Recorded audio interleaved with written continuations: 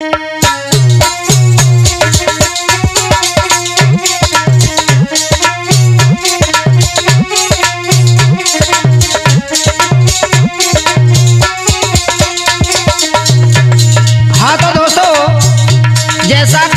लोग सुन रहे हैं यूट्यूब, फेसबुक, इंस्टाग्राम के द्वारा हमारा एक गाना अभी बड़ा ही ट्रेंडिंग में चल रहा है और उस गाने का आज हम राधा रानी कैसेट कंपनी के माध्यम से अर्थ लेकर के आ रहे हैं। कला नीतेशु भैया, तो गाने के बोल क्या थे जरा बताना। सतयुग में एक कन्या जनमी, नाम धरो बको भानुमती।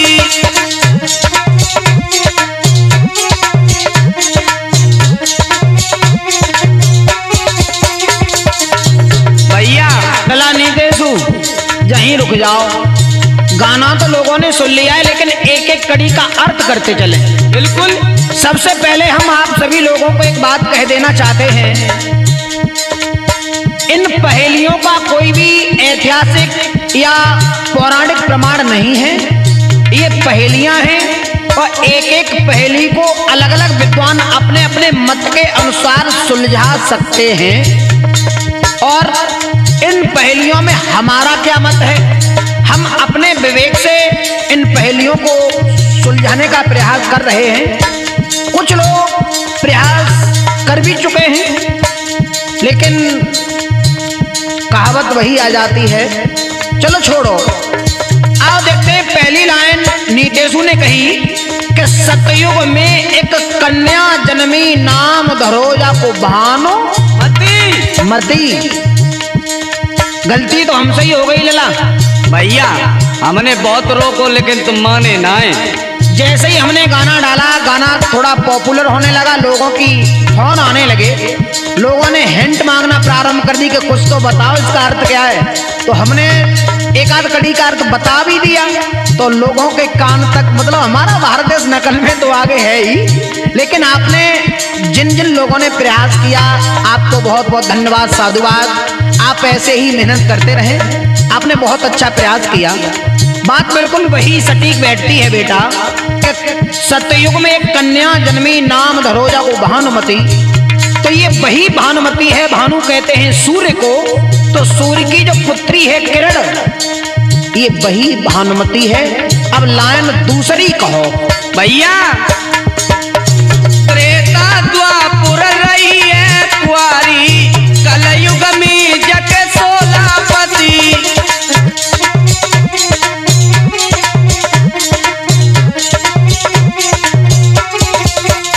काकई भैया त्रेता द्वापुर जब कुंवारी रही और कलयुग में आई कि जाके सोलापति। तो ये वही किरण है भानुमती, और ये किरण जो है ये है प्रकृति। देखो, त्रेता में भगवान श्री राम आए, द्वापर में भगवान श्री कृष्ण आए। तो देखो, ये प्रकृति भगवान के ऊपर अपना असर, अपना प्रभाव नहीं डाल सकती। सही बात है। इसलिए कहा गया कि ये त्रेता और द्वापर में कुंवारी रही। लेकिन आगे, अरे त्रेता द्वापर रही कुंवारी, कलयुग में जाके सोलापति।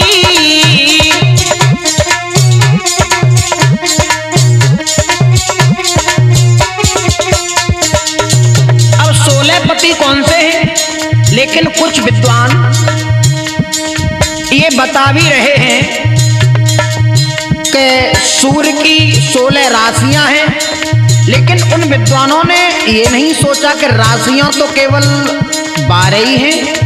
16 कलाएं होती हैं, 64 विद्याएं होती हैं, और सूर्य के अंदर जो कलाएं हैं वो 12 हैं और 12 ही राशियां हैं।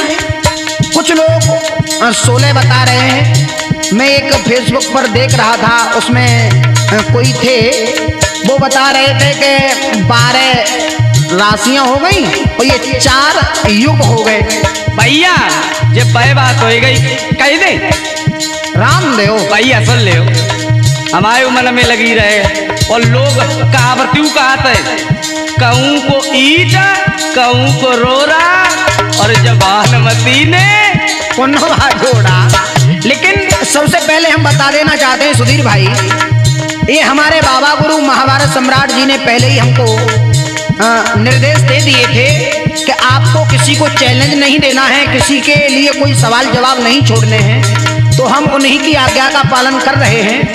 हमने ये गाने ये प्रश्न किसी को उत्तर देने के लिए पहले तो कहा नहीं था। ये तो हमारे दोनों भाइयों का, कुछ हमारा था, कुछ नीतेश का था, दोनों में मिश्रित मसाला था। एक भाइयों का संवाद था और ज्ञान की चर्चा होती रहनी भी चाहिए। स्टूडियो में चल रही थी, सुधीर भाई ने कहा चलो माइक लगा देते हैं तो ये यूट्यूब के द्वारा चलने दो आगे तक। सही बात है। लेकिन खैर कोई बात नहीं। देखो वैसे तो स्त्री के 16 श्रृंगार भी होते हैं, 16 संस्कार भी होते हैं मनुष्य के, लेकिन जो 16 पति बताए गए 12 कुछ लोग कह रहे थे भैया। अब हमने सुनी है क्या यूट्यूब पे लेटे रहे तो हमने बस रिकॉर्डिंग सुनी, तो ये विद्वान आपस में चर्चा कर रहे हैं और वे ये कह रहे हैं कि जो राशियां हैं जो 16 हैं और अबे तक और आपको बता रहे राशियां 12 है। सुनो, मैं आपको 12 राशियां बता रहा हूँ बेटा। राशियां 12 ही हैं, 16 कलाएं हैं, 64 विद्याएं। मैं आपको बता तो रहा हूँ बेटा, सुनो तो। देखो मेष, वृषक, मिथुन, कर्क, सिंह, कन्या, तुला, वृश्चिक, धनु, मकर, कुंभ, मीन, ये केवल 12 ही राशियां हैं। आपकी बात हम मान रहे हैं, लेकिन जो 4 राशियां विद्वान बढ़ा करके बता रहे हैं, दोनों ये कह रहे हैं कि जो विद्वान है उसने 16 राशियां जानी है, पढ़ी है, और जो थोड़ो नील है वो ने 12 ही जानी है। तो ऐसा तो ना होगा जो नरसिंह भगवान ने जब वो हिरण्याकश्यप मारो तो महीना एक अलग से लाए और इन विद्वानों ने खिलाए 4 राशि अलग से तो ना बनाई। नहीं बेटा, गलत बात। देखो जहां न पहुंचे रवि वहां पहुंचे कभी। उनके मत के अनुसार हो भी सकता। आप किसी के ऊपर कोई कटाक्ष न करें नीतीशु। हम कटाक्ष नहीं कर रहे भैया, हम उन्हीं की बात का आपसे पूछ रहे। नहीं, राशियां भूल करके भी कहीं कह भी मन देना 16। हम नहीं कह रहे, विद्वान कह रहे हैं। खैर छोड़ो, उनका मत है और अपने अपने विवेक के अनुसार अपना अपना अर्थ लगा रहे हैं और लगाना भी चाहिए। ये बात सही है। अब रही बात 16 पति की, 16 पति की बात रही तो देखो त्रेता में और द्वापर में वो कुंवारी इसलिए रही क्योंकि वो प्रकृति है। बिल्कुल। और प्रकृति का भगवान के ऊपर कोई प्रभाव नहीं होता है। नहीं होता है। लेकिन कलयुग के आते आते इसके 16 पति कैसे हो गए? यही बताओ भाई, शंका है। सुनो, 5 ज्ञानेंद्रियां, 5 कर्मेंद्रियां और 5 तत्व। कौन कौन से? चित्त, जल, पावक, गगन, समीरा, 5 तत्व मिल रचो शरीरा। ये किरण भी इन 5 तत्वों में है, मानता हूं।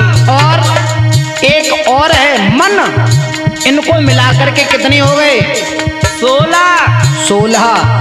ये 16 पति हैं। आगे कहा गया पहेली में, अरे 16 ही मर गए, 16 जिंदा और 16 के संग वही सती। और मेरे गीत को रथ लगावे वे चतुरा मेरी मूढ़ई मती। बहुत सुंदर है।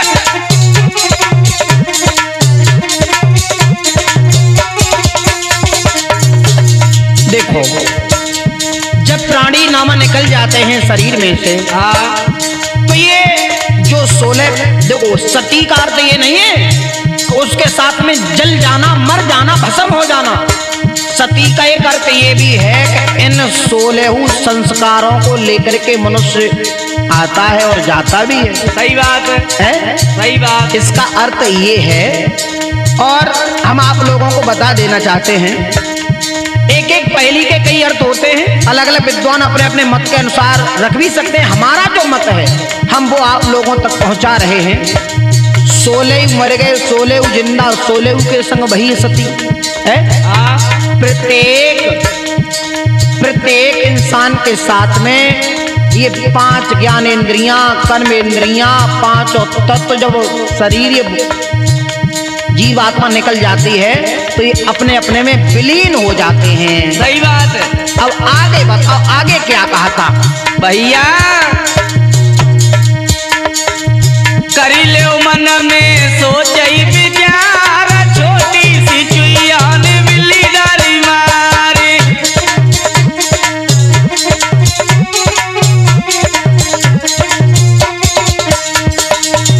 अच्छा नीतेशु, जो विद्वान हमारे जवाब लेकर के आए उसमें लिखा गया कि लो मनीष आ गए आपके जवाब। तो उन्होंने पहली कड़ी का तो अर्थ दे दिया, किसी तरीका से हमारे यहाँ से वायरल हुआ। चलो बहुत सुंदर आपने प्रयास किया, लेकिन अब ये आगे वाली पहेलियां हैं, इन्हें कौन सुलझाएगा? जल्दी जल्दी करेगा, ध्यान ना दो। कोई बात नहीं है, लेकिन उन लोगों के लिए ये हमारी पहेली है भी नहीं, ये तो हमारे भाइयों का संवाद है। चलो आपने प्रयास किया, आपके हम उज्जवल भविष्य की कामना करेंगे। आप ऐसे ही आगे बढ़ते रहें। बहुत बहुत आपको धन्यवाद है, साधुवाद है। कर ले दिल में सोचई विचार, और छोटी सी चुहिया ने बिल्ली डारी मार। लला अंशु, कभी चुहिया बिल्ली को मार नहीं सकती है, लेकिन बिल्ली मार सकती है चुहिया को। ये तो सत्य है। इस पहेली में कहा गया है कि मतलब चुहिया ने बिल्ली मार दी। शंका है तो शंका का समाधान सुनो। बिल्कुल। आप कभी गए हो, कभी विवाह शादी छटवाने के लिए पंडित जी के पास में गए थे? कभी बहुत ब्याह करवाया था भैया, 2-4 में गए। जब पंडित जी विवाह को छांटते हैं तो वर पक्ष का और वधू पक्ष का दोनों के वर्ण निकालते नाम के द्वारा, राशि के द्वारा। अगर लड़की बिल्ली वर्ण है और लड़का चूहा वर्ण है तो ऐसी स्थिति में पंडित जी शादी संपन्न होने से रोकते हैं। वो ये कहते हैं कि यहाँ पर घटना घटित होने की संभावना है, क्योंकि बिल्ली और चूहे का बैर बताया गया है। बिल्कुल। और लड़की अगर वर्ण में बड़ी है तो उस, अच्छा वो बिल्ली हो गई, वो मुंह से वर्ण हो गया। तो ऐसी स्थिति में उसके पति की दुर्घटनावश मृत्यु होने की संभावना बनी रहती है। इसलिए ये यहाँ पर तुम्हारी पहेली सिद्ध होती है। कर ले दिल में सोचई विचार, छोटी सी चुहिया ने बिल्ली डारी मारे।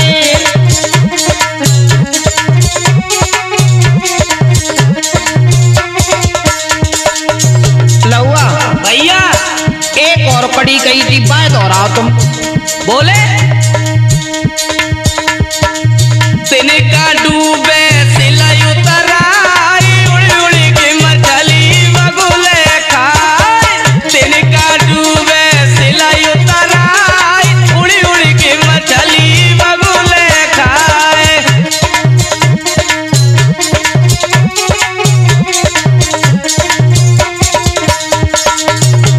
लला मोहन मिजाजी तुम ध्यान दियो। लहुआ तिनका डूबे सिल उतराए, हाँ जबकि सिल को डूब जाना चाहिए और तिनका को ऊपर तैरना चाहिए, लेकिन इस पहेली में तिनका डूब रहा है अंशु और सिल उतरा रहा है। तो इसमें सुनो, ये सिल क्या है? बताए देव, यही शंका है, जनता बहुत इंतजार कर रही है। आगे से हम ऐसी भूल नहीं करेंगे कि किसी गीत में हम अपना प्रश्न छोड़ करके जाए, उत्तर न दें। आगे से हमें ऊपर से हाई कोर्ट से आदेश हुए, यानी हमारे बाबा गुरु के यहाँ से, कि जो भी गीत गाएंगे उन्हीं के साथ ही साथ उनके उत्तर भी देंगे। ऐसी भूल अब दोबारा नहीं दोहराएंगे हम। छोड़ो, आओ देखें आगे। यानी इस कलयुग में जो धर्म है वो एक तिनके की भांति रह गया है, और जो हमारा अधर्म है वो अधर्म एक शिला की तरह हो गया है। इसलिए ये कलयुग में धर्म डूबता जा रहा है, तिनके की भांति हो गया है, और पापी व्यक्ति, दुराचारी व्यक्ति इस कलयुग में फलते फूलते जा रहे हैं। सही बात है, कड़वा सत्य है। इसीलिए कहा गया है, अरे तिनका डूबे सिलई उतरा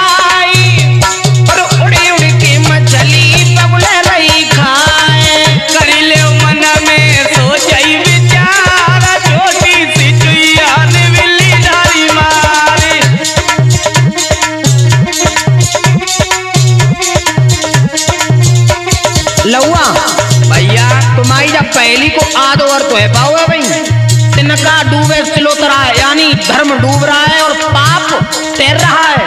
सही बात है। और आगे है उड़े उड़े मछली बगुले रही खाए। तो ये मछली कौन है? ये मछली है माया, ममता, मोह। और जो बगुला है वो बगुला है ध्यान। बगुले जैसा ध्यान होना चाहिए। विद्यार्थी के 5 लक्षण होते हैं, उसमें बगुले जैसा बताया गया है ध्यान। तो ये जो बगुला है वो है ध्यान। और जब जब प्राणी ध्यान में बैठता है तब तब ये माया रूपी मछली उसके ध्यान को भंग कर देती है, उसके ध्यान को खा जाती है। सही बात है। इसलिए कहा गया अरे तिनका डूबे सिलई उतराई, उड़ी उड़ी के मछली बगुल रही खाए।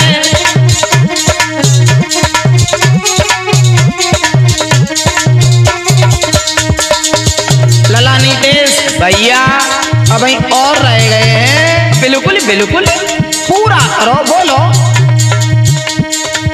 धरती बरसे अम्बर चिचियाई, और नदिया को पानी बड़ेरी पे जाए।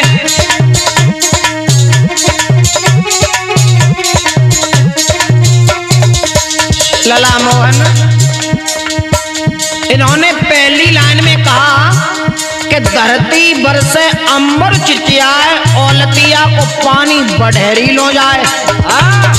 सबसे पहले हम बता देना चाहते हैं लौआ भैया तुम्हारे यहाँ बढ़ेरी कही जाते हैं, तो हमारे जहाँ कहो जातो बढ़ेरा, कहीं कहीं उसे भीम भी कहते हैं, जो छप्पर में लगाया जाता है, जो छप्पर को साधने का काम करता है। आओ धरती क्या है? ये धरती है भक्ति। जब मनुष्य भक्ति करता है तो उसी समय ज्ञान और वैराग्य स्वयं उत्पन्न हो जाते हैं। सही बात है। तो धरती बरसे अंबर चिचियाए, जब ज्ञान और वैराग्य आदमी के अंदर प्रवेश कर जाते हैं तो उसके बाद औलतिया को पानी बढ़ेरी लो जाए। और वही बढ़ेरी बताई गई ब्रह्म। सही बात है। जो इस संसार रूपी छप्पर को अपने बल पर टेके हुए है, और जब भक्ति आएगी तो ज्ञान और वैराग्य स्वतः ही अपने आप उसके अंदर आ जाएंगे, और वही जीव जाकर के ब्रह्म में जाकर के जुड़ जाएगा। इसलिए इस पहेली का अर्थ ये निकलता है, धरती बरसे अंबर चिचियाए, नदिया को पानी बढ़ेरी लो जाए। कर ले मन में सोचई विचार, छोटी सी चुईया ने बिल्ली डारी मारे।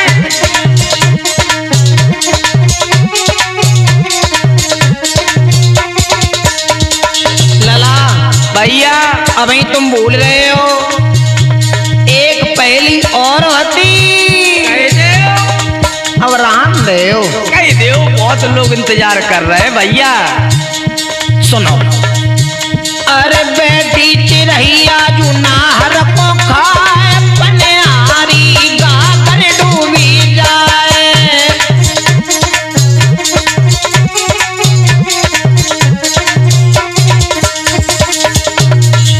बेटी चिरैया नाहर को खाए, शेर लॉइन।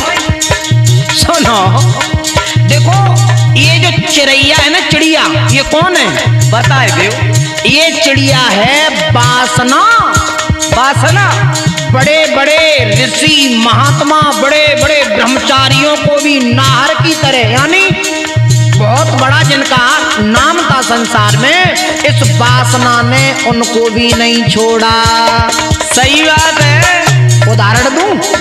बताए दो, बताए दो। देव ऋषि नारद कामदेव को जीत लिया था, लेकिन वासना ने जब उन्हें सताया तो विश्व मोहिनी के स्वयंवर में पागल हो गए। वो छोड़ो, विश्वामित्र को देख लो, विश्वामित्र मेनका के चक्कर में पागल रहे। सही बात। एक नहीं अनेकों प्रमाण हैं तुम्हारे सामने। और सुनो, यही वासना नाहर यानी कामदेव जिसने जीत लिए हों, वो कितने बड़े होंगे? उस वासना ने इसने उन्हें भी नहीं छोड़ा। सही बात है, लेकिन भैया कलयुग में समझदार है सब लोग। हाँ देखो, बड़े बड़े आज वासना के चक्कर में ही बड़े बड़े धनवान, बड़े बड़े विद्वान, बड़े बड़े बलवान सब जाई में चले गए लला, और तुम बचे रहियो भैया। अरे बैठी चिड़ैया जुनाहर को खाए, पनिहारी गागर डूबी जाए।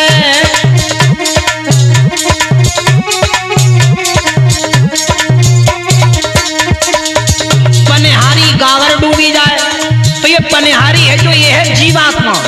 और जब ये जीवात्मा देखती है कि अब इसका ये शरीर वासना में विलीन हो गया, वासना के वशीभूत हो गया, तो वो अपने आप में अकाल मृत्यु हो जाती है। काय के चक्कर में, जाई वासना के चक्कर में दिन रात दौड़ रहे। सही बात है। शंका ही ना है मरवे की, क्योंकि सिर पे भूत सवार हो जाता है वासना का लहुआ।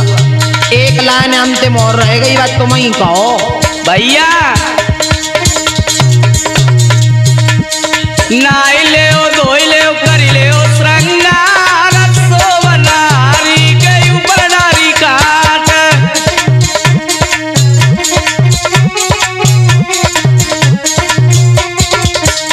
अब सुनो, नहाई लो धोई लो कर लो श्रृंगार। सबसे पहले हम एक बात बता देना चाहते हैं, इस पूरे गीत में प्रत्येक लाइन अलग अलग पहेली से जुड़ी हुई है। इसे सारी पहेलियों से जॉइंट ना करें, ये थोड़ी भूल हो जाएगी।